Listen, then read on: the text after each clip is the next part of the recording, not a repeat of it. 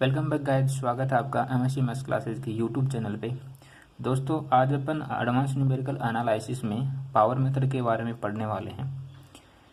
आगे बढ़ने से पहले आप सभी से रिक्वेस्ट है, अगर आप हमारे चैनल पे नए हैं तो प्लीज़ चैनल को सब्सक्राइब करें, लाइक करें अगर आपको फ़ायदा होता है तो, और अपने दोस्तों के साथ, अपने रिलेशनशिप के साथ, मतलब उन्हीं लोगों के साथ जो एमएससी फ़िलहाल कर रहे हैं उन्हें आप शेयर कर सकते हैं। होता क्या है इससे कि हमें मोटिवेशन मिलेगा, और लाइक करते हैं तो हमें इस चीज़ का पता चलेगा कि चलो ठीक है, पढ़ाने का तरीका अच्छा है। इस चैनल की खास बात यह है दोस्तों कि आपको आपकी ही लैंग्वेज में पढ़ाता है। Okay guys, so guys start करते हैं पावर मेथड को। आज अपन क्लास 6 करने वाले हैं, यूनिट 3 है। 2008 और 2013, 2008 और 2013 में आपसे पूछा गया सवाल है। बेसिकली पावर मेथड जो है ये यूज किया जाता है लार्जेस्ट और डोमिनेट ईगन वैल्यूज को फाइंड आउट करने में। ईगन वैल्यूज और ईगन वेक्टर्स को पता करने में हम पावर मेथड का जो है वो प्रयोग करते हैं। लेकिन ये वेजिबल कब होगा, ये पॉसिबल कब होगा? ये पॉसिबल तब होगा पावर मेथड में जब हमारी जो मैट्रिक्स है, जो हमें कोई भी मैट्रिक्स गिवन होती है जिसकी हमें ईगन वैल्यूज और ईगन वेक्टर्स बताने होते हैं, अगर वो उसमें जो ईगन वैल्यूज हैं वो रियल हैं। अगर ईगन वैल्यूज रियल हैं तो we use to power method.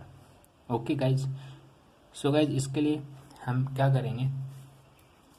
पहली चीज़ तो ये है कि आपको बताना है कि हम पावर मेथड जो है वो क्यों यूज में लेते हैं। तो इसके लिए आप 2-3 लाइनें जो हैं वो आप बता सकते हैं। Power method is use to find the largest और dominate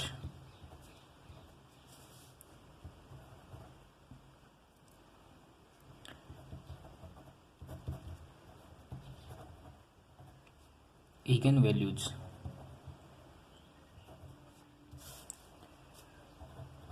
of a given matrix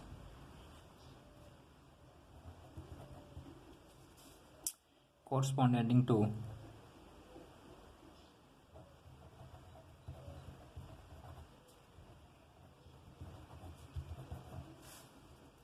eigenvector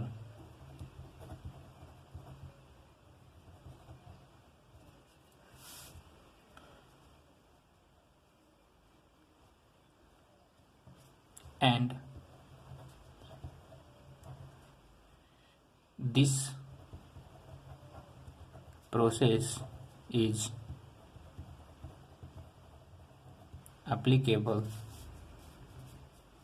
if eigenvalues are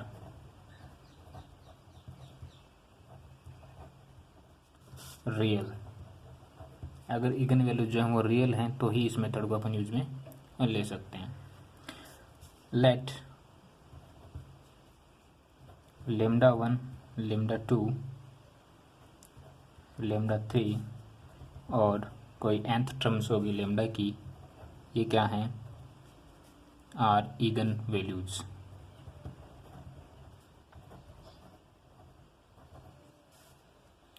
of n by n matrix. n by n matrix का मतलब 2x2 की हो सकती है, 3x3 की हो सकती है, 4x4 की हो सकती है। समझ रहे ना? इस तरीके से एक मैट्रिक्स जो वो आपके पास हो सकती है, लेकिन n by n की होनी चाहिए और row and columns are equal होने चाहिए, कहने का मतलब। ठीक है। And corresponding to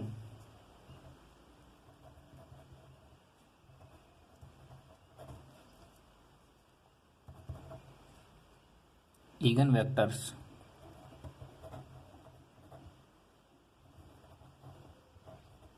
are x1, x2, x3 और एक टर्म्स होगी xn respectively.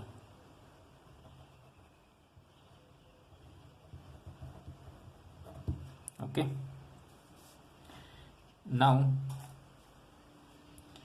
let x be any eigenvector let x be any eigenvector, then x can be expressed as, किस तरीके से अपन लिख सकते हैं इसको, x equal to alpha 1 x1 plus alpha 2 x2 plus alpha 3 x3 plus एक nth term होगी alpha n x1। इसको नाम दे दिया हमने कोई equation number first. Both side multiply by a, यानी कि ax equal to a into alpha 1 x1 plus alpha 2 x2 plus alpha 3 x3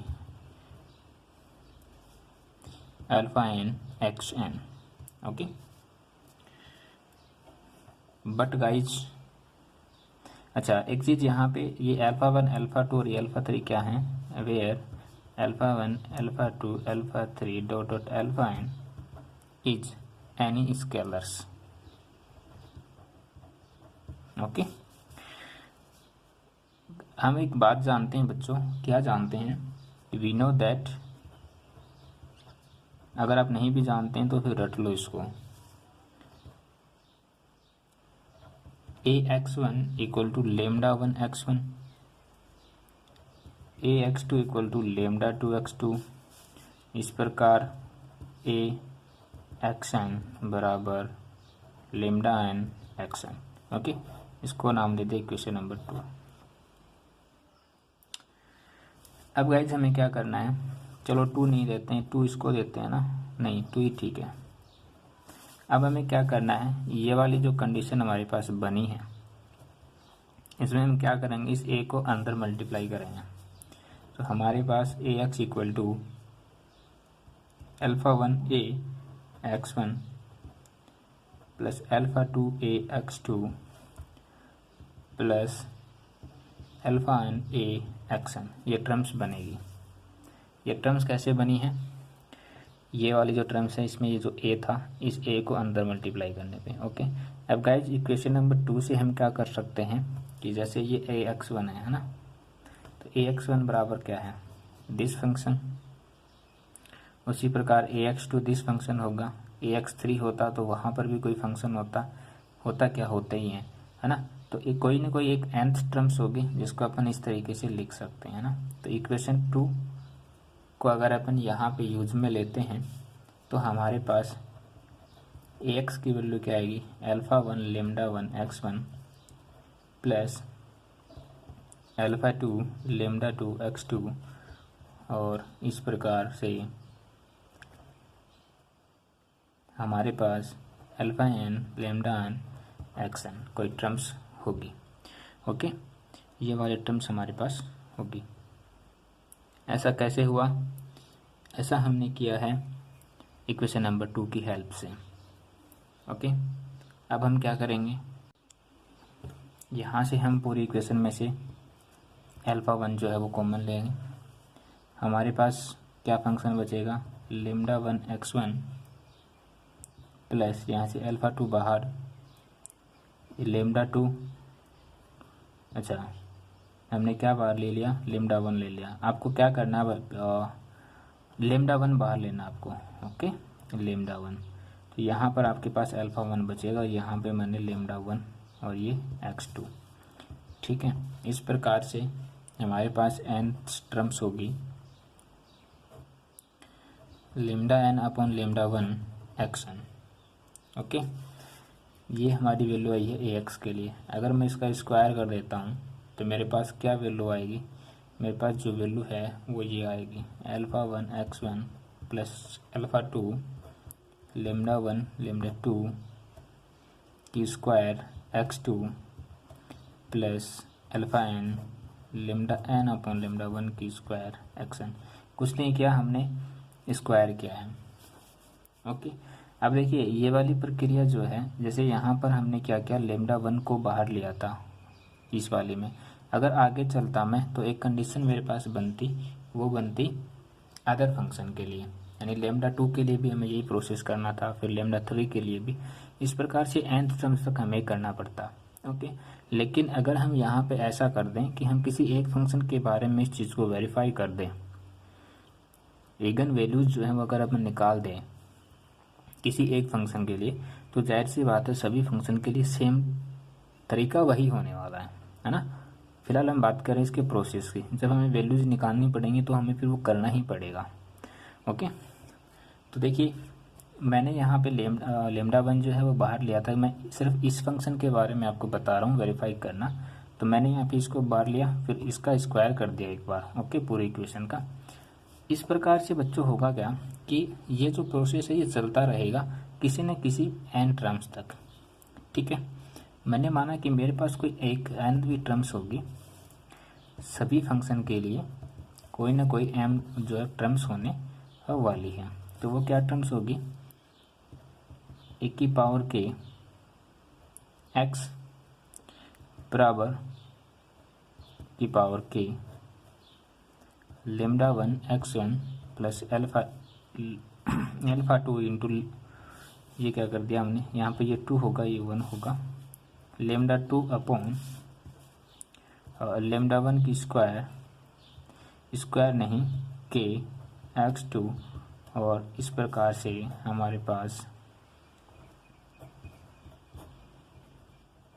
एक कंडीशन बनेगी। ओके, अब अगर हम इससे पीछे जाएंगे तो हमारे पास k-1 टर्म्स होगी। इससे आगे जाएंगे तो आगे वाली टर्म्स क्या होगी, +1 होगी, lambda 1 k + 1, alpha 1 x1 plus alpha 2 into lambda 2 into lambda 1 into k + 1 x2 होगी कि नहीं होगी। ये वाली तो एक टर्म्स होगी हमारे पास। Okay guys, this equation will be 3 and this equation will be 4. The number of coding in this equation, I hope so कि यहाँ तक आपको समझ आया होगा, because I am changing the my page. एक बार मैं वापस से रिपीट कर देता हूँ थोड़ा सा ना।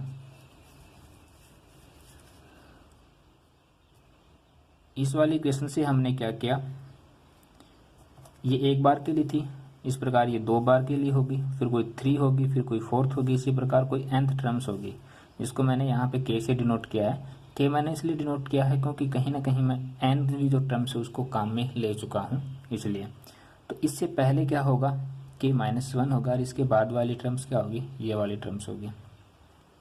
इसको हमने नाम दिया इक्वेशन नंबर 3 और इसको नाम दिया इक्वेशन नंबर 4। ओके, अब यहाँ से अपन क्या करने वाले हैं, इनकी वैल्यू निकालेंगे, लेमडा 1 की पावर k और लेमडा 1 की power k + 1।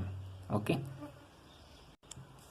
Guys, equation number 3 और इक्वेशन नंबर 4 जो है, अगर मैं उसकी राइट हैंड साइड को लेता हूँ, ये हमारी इक्वेशन नंबर 3 है, ये 4 है, इसकी अगर मैं राइट हैंड साइड को लेता हूँ RHS को, तो उसको मैं किस तरीके से लिख सकता हूँ, राइट हैंड साइड से लेमडा 1 की power k alpha 1 x1 and lambda 1 की power k + 1 alpha 1 x1। Okay, as k tends to infinite, अगर हम लिमिट्स को क्या कर दें, इन्फानाइट्स ले लें। क्यों, क्योंकि ये तो अनंत तक जाएगा। बेजार सी बात है, हमारे पास k की कोई वैल्यू थोड़ी ना कि 1 ही होगी, 2 ही होगी, कुछ भी हो सकती है, हमें पता नहीं है, इसलिए हम इन्फानाइट तक जाएंगे। देन हम यहाँ से इसको क्या लिख सकते हैं कि a की पावर k इंटू एक्स बराबर लेमडा 1 की power k alpha 1 x1 and a की पावर k + 1 इंटू एक्स बराबर लेमडा 1 की पावर k + 1 एल्फा 1 x1। अब ये कैसे लिखा हमने, इक्वेशन नंबर 2 की हेल्प से लिखा है।